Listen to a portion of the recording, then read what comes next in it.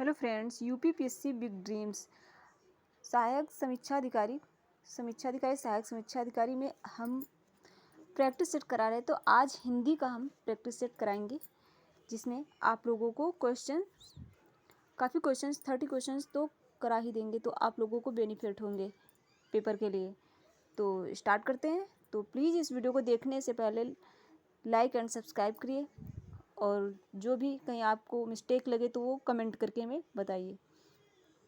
तो ये सामान्य हिंदी का टेस्ट है। फर्स्ट क्वेश्चन है कि यहाँ पे विलोम शब्द आपको करना है। तो अंतरंग क्या विलोम क्या होगा बहिरंग। अंतरंग का करेक्ट जो शब्द होगा वो बहिरंग होता, तो बाह्य भी हो जाएगा और ऊपरी का बाहरी हो जाएगा। तो यहाँ पे B option is the correct.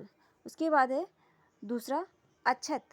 अछत का विलोम शब्द क्या होगा? अछत का विलोम शब्द होगा विछत। क्या होगा? अछत का विछत। और क्षति भी होता है, और ये पूर्ण का अपूर्ण हो जाता है। तो इस तरह अछत का विलोम विछत। उसके बाद है 3 क्वेश्चन अर्थ का विलोम शब्द क्या होगा? अर्थ का इति, यानी अर्थ से शुरुआत होती है और इति से समाप्त होती है। जैसे यहाँ पे इसका मतलब अर्थ विलोम जो होगा तो इति होगा। जैसे यहाँ पे इसका भी समाप्ति, खत्म, पूर्ण। तो ये सब खत्म और समाप्ति है इति का, लेकिन बट ये जो इसका करेक्ट आंसर है वो डी है, अर्थ का इति। उसके बाद अनादर का विलोम शब्द क्या होगा? किसी का अनादर किया था तो उसका आदर, तो अनादर का उल्टा आदर। C option is the correct. सम्मान का अपमान। सत्कार का क्या होगा? सत्कार का असत्कार। इस ऐसे ही फोर्थ का अनादर का आदर होगा। नेक्स्ट है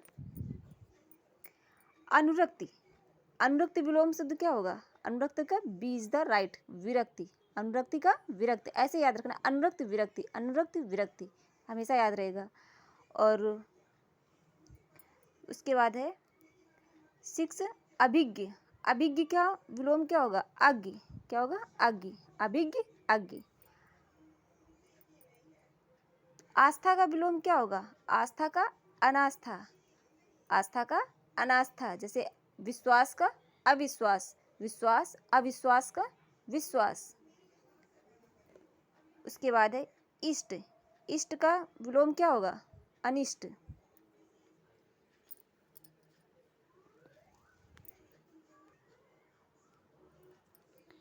उपकार का विलोम क्या होगा? उपकार का अपकार। क्या होगा? अपकार। बुराई का विलोम क्या होता है? भलाई। उसी तरह उद्घाटन का विलोम क्या होगा? समापन। क्या होगा? समापन।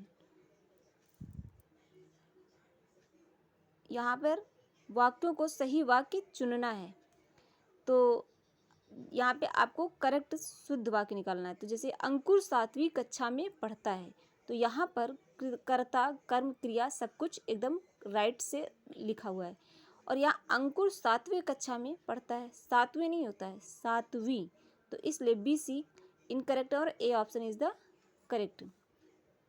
12 है अपने सभी सामानों को संभाल कर रखिए। अपने सामानों को संभाल कर रखिए। तो अपने सामान को संभाल कर रखिए, यानी सामान जो होता है वो सामान ही होता है, सामानों नहीं होता है। तो B option is the correct. उसके बाद है 13 क्वेश्चन अपने घर जाइए। आप अपने घर जाइए, आप ही आपके घर जाएं, आप आपके घर जाएं। तो यहाँ पे क्या C option is the correct हो जाएगा, आप अपने घर जाएं। 14 क्वेश्चन है ये आपको आशीर्वाद की आवश्यकता है। आपका आशीर्वाद आवश्यकीय है, आपके आशीर्वाद आवश्यक है, आपका आशीर्वाद आवश्यक है। तो D option is the right. 15 question है ईश्वर की कृपा से सानंदित पहुंच गया। सानंदित नहीं होता है, सानंद। ईश्वर की कृपा से सानंद पहुंच गया। तो B option is the right, ये करेक्ट है। उसके 16 क्वेश्चन है उनके एक पुत्र है। आपको जब ये इस टाइप के वाक्य आएंगे तो उसमें बस कर्ता, कर्म, क्रिया, कारक ये सब देखना होगा। देख करके ही सब, तभी आप वाक्य को सही करेक्ट में आप उसको करेक्ट करना है। तो यहाँ पे उनके एक पुत्र है, उनके एक पुत्र, उनका एक पुत्र नहीं, ए ऑप्शन इज द राइट, उनके एक पुत्र है। 17 है क्वेश्चन, उसने बुद्धिमानता का काम किया। बुद्धिमानता क्या होती है? बुद्धिमानी होती है। उसने बुद्धिमानी का काम किया, तो D option is the right है। 18 क्वेश्चन है, उनने हमारे यहाँ चाय पिया, उन्होंने यहाँ चाय पी, उन्हें हमारे यहाँ चाय पी, उसने उनसे हमारे यहाँ चाय पिया, तो B option is the right, उन्होंने यहाँ चाय पी। 19 क्वेश्चन है, उसने 4-5 जलेबी खाई, उसने चारों पाँचों जलेबी खाई, उसने 4 ही 5 जलेबी खाई, उसने 4-5 जलेबियाँ खाई, क्योंकि यहाँ पे प्लूरल है, याद रखना कि 4-5 है तो जलेबी नहीं होगा, जलेबियाँ हो जाएगा, तो ये भी याद रखना है ऐसे, तो D option is the right.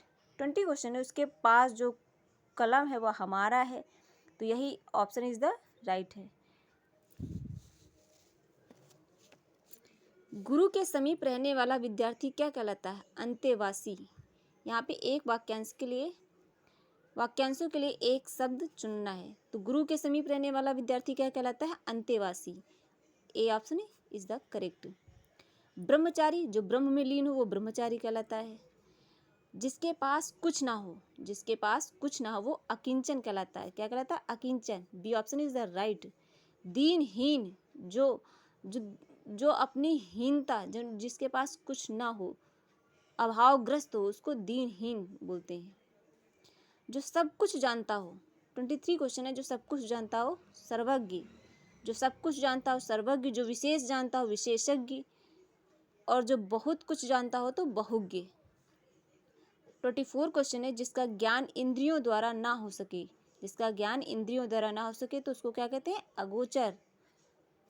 D option is the right. जो बीत चुका है, अतीत, जो वर्तमान में चल रहा है वर्तमान, भविष्य, जो आने वाले भविष्य में हो उसको भविष्य कहते हैं, तो जो बीत चुका है उसको B option is the right, अतीत। जो वाणी द्वारा व्यक्त ना किया जा सके, अनिवर्चनीय, जो वाणी द्वारा व्यक्त ना किया जा सके वो अनिवर्चनीय कहलाता है। क्या कहलाता है? अनिवर्चनीय। C option is the right. जिसकी आशा ना की जा सके, अप्रत्याशित। क्या कहता है? अप्रत्याशित। जिसकी आशा ना की जा सके, अप्रत्याशित। निराशा, जिससे आशा ना हो, निराशा। और जिससे आशा की जा सके उससे प्रत्याशित, और जिससे ना की जा सके वो अप्रत्याशित, तो C option is the right. जिसे बुलाया ना गया हो, अनाहूत। क्या कहते हैं? अनाहूत। जिसे बुलाया ना गया हो तो अनाहूत। जो आया हो घर तो अतिथि। ईश्वर को नहीं मानने वाला, ईश्वर को नहीं मानने वाला नास्तिक कहलाता है, और जो मानने वाला होता है वो आस्तिक कहलाता है। जो दुर्व्यवहार करे वो दुराचारी होता है। जो धर्म को ना मानने वाला होता है वो अधर्मी होता है। जो धर्म को ना मानने वाला अधर्मी, और जो ईश्वर को मानने वाला वो आस्तिक, और जो ना मानने वाला वो नास्तिक, जो दुर्व्यवहार करने वाला दुराचारी। तो यहाँ पे इसका 29 का D option is the right. 30 question है, ईश्वर में विश्वास रखने वाला, तो ईश्वर में विश्वास रखने वाला क्या कहलाता है? आस्तिक। अभी मैंने बताया ना यहाँ आस्तिक। तो आज मैंने 30 क्वेश्चन कराए, कल मैं आपको 30 क्वेश्चन और करूँगी। तो वीडियो पसंद आए तो प्लीज़ वीडियो को लाइक एंड सब्सक्राइब करिए।